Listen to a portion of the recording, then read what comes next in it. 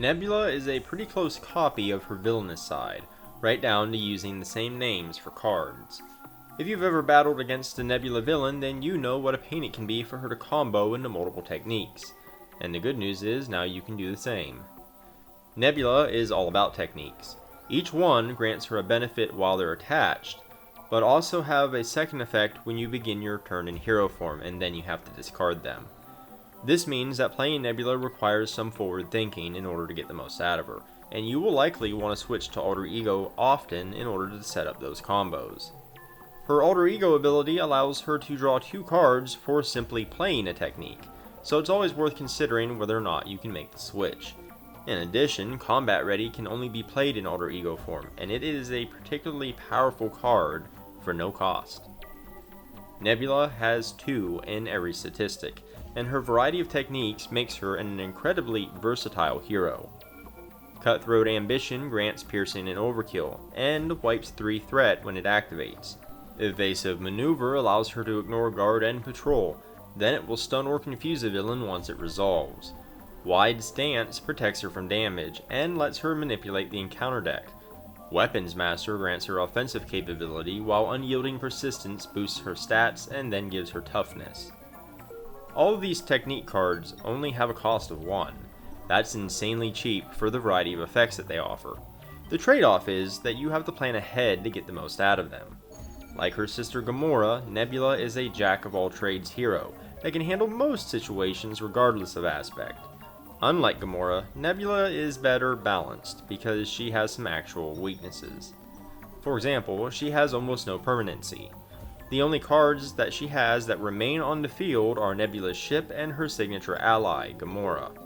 Both of them are great cards, don't get me wrong, but Nebula doesn't generally get stronger as the game progresses. That is, unless you build her deck specifically to do so. Most of her cards only last a single turn. This means if she's ever put on the back foot, it can be nearly impossible to catch up with the villain without some help. She can also get overwhelmed by minion swarms. Weapons Master hits hard for a low cost, but isn't reliable enough to clear the chumps and still be able to make progress against the villain. These 2 weaknesses combined with her low health can lead to long slogs in solo play, where Nebula can keep pace with the villain, but never make any progress toward ending the game. She feels balanced, it's just a weakness you have to account for when deck building. Multiplayer is another story, and only further convinces me that the entire game is still not being designed to scale effectively at different player counts. Because in multiplayer, Nebula is much more powerful. This is because of lethal intent.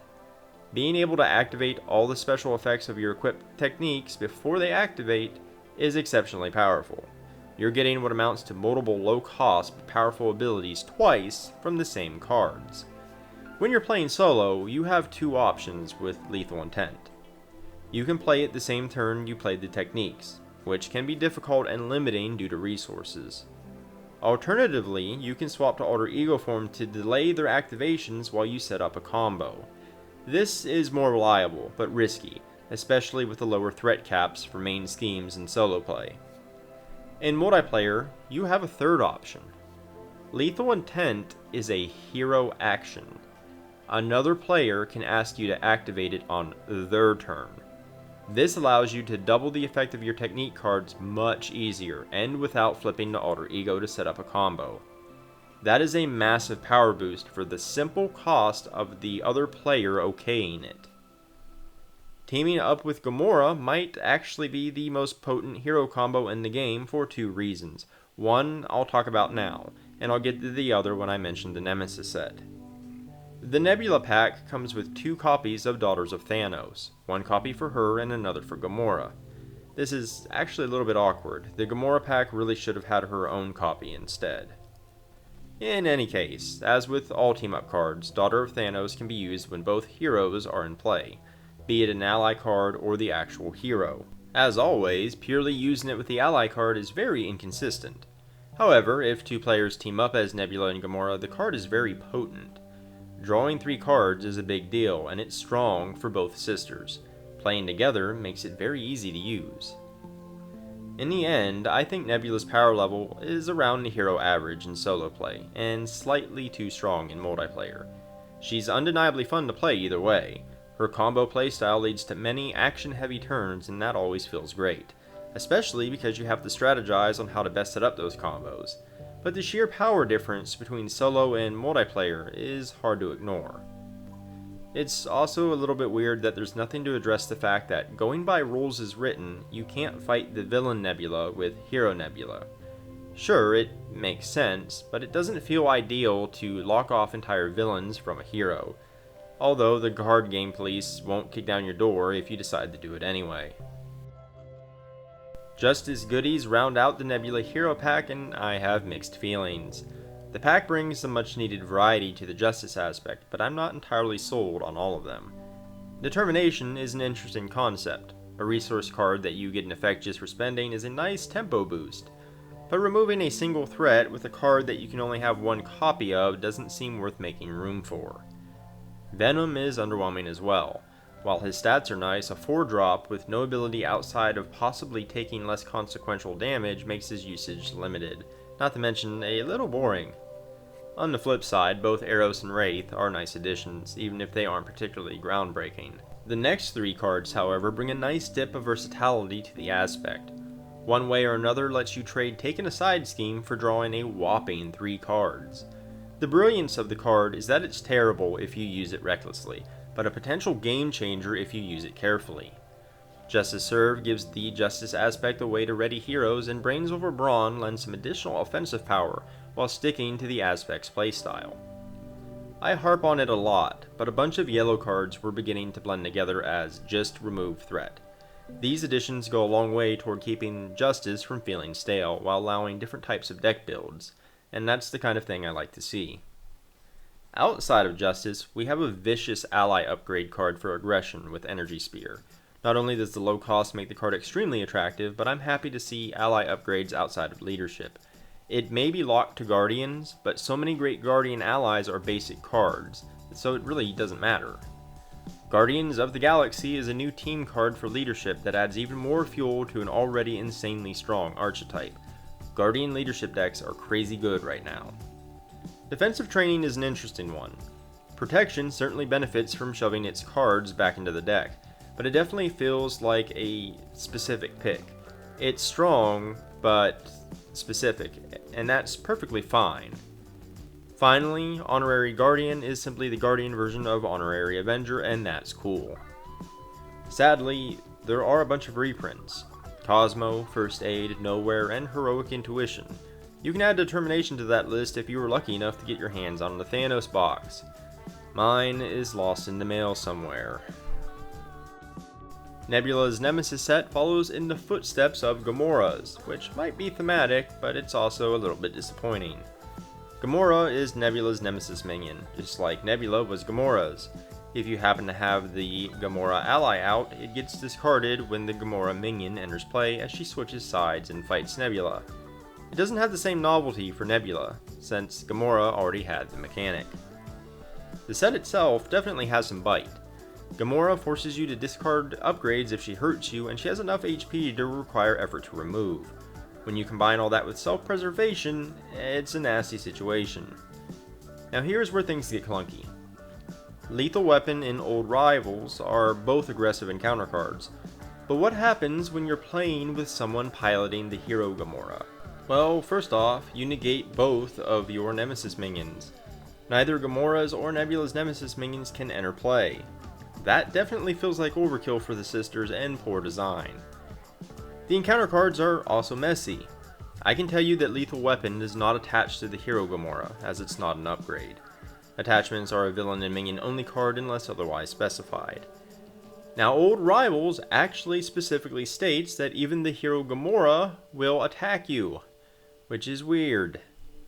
As for self-preservation, I can't be certain, but it definitely reads like the hero Gamora actually gets a boost in power, with +1 attack and pierce. Honestly, leaving Nebula with the -1s might actually be a worthy trade. The implementation just feels clumsy. They now have team-up cards, which makes them an ideal duo, but playing them not only negates both of their Nemesis minions, but potentially helps them, if Nebula ends up drawing Shadows of the Past. It's silly, and it's one of few things in the pack that is once again shaking my confidence for the future of the game. Nebula's pack falls the flattest when it comes to maintaining the theme of the game. Now, to be fair, the actual mechanics of playing Nebula feel great. She feels like a master assassin that can adapt to any situation, just like Gamora. Her combos going off conveys the sense that she's unleashing a can of whoop-ass in all the ways that Nebula does it best. The cards, however, both hers and the aspect cards, mostly consist of vague concepts. Lethal Intent is a concept, not a technique. Unyielding Persistence is a concept, not a technique. Most of the cards in her kit follow that principle. I do like Combat Ready though, as it shows that Nebula is never off guard. The aspect cards aren't any better. One way or another is just a phrase. What is actually happening in the context of the game's world? What is the hero doing? The only thing that one way or another invokes in my mind is the Blondie song of the same name on repeat, and that definitely does not endear the card to me.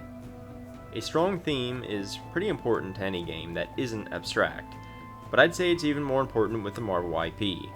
It's always disappointing when a new pack struggles with it. The pre-made deck attempts to show off Nebula's strengths, but for me, it's what made her weaknesses most apparent. Not only are her options for dealing with many minions limited, but the pre-made deck has no way of making a comeback if Nebula is put on the defensive. Nebula's techniques are potent, but they don't usually have a large effect on the game until the turn after you play them, at least in solo. If Nebula loses too much tempo, she has difficulty recovering, and the pre-made deck does nothing to remedy that. I really think Nebula is best built with a lot of cards that stay in play, to offset the fact that most of her kit doesn't, plus it allows you to cycle her techniques that much faster. Instead, the pre-made deck has cards like Justice Served that also gets discarded, and One Way or Another, which can be incredibly powerful, but not once Nebula is already overwhelmed. It manages to give you a taste of her potential, but falls short on the promise that you can reasonably take on standard villains. You might do okay against a couple and get lucky on others, but you will be aware of the deck's limitations against all of them. I'm aware that I've done a lot of complaining in this review, but to be perfectly honest, I really enjoy the pack. Most of the additions to the card pool are great, and Nebula is fun to play. She really nails a combo playstyle that should appeal to plenty of players. I do take issue with many things in the pack, but I still recommend it overall. The failing theme, the weirdness with the Nemesis set, and Nebula's power jump in multiplayer are concerning, but it all likely have a very little impact on your enjoyment when the cards are on the table. I stand by my criticisms, but I believe Nebula and her pack are worthy additions to anyone's Marvel Champions collection. Her combo breaker playstyle is a great one, and I enjoy it a lot. Everything surrounding it just could have been a whole lot better. To recap the pros. Nebula's combo-focused playstyle is effective and fun. Nebula is a mostly well-rounded hero with defined weaknesses. New Justice cards add variety to the aspect, and the other aspects also receive great support. The cons. Nebula has a very stark power difference when playing multiplayer versus solo. The theme falls completely flat, with vague concepts for cards. The preset deck is poorly made. Nebula's Nemesis set is incredibly clumsy when played alongside the Gamora hero, and there are a lot of reprints present. Overall, I give the Nebula Hero Pack a 6.8 out of 10. If you enjoyed this video, liking and subscribing is immensely helpful. I've also left a couple links down in the description below. One to my website where you can find the bulk of my written content, and a link to my Ko-fi page if you feel like tossing in a donation. In any case, thanks for watching, and until next time.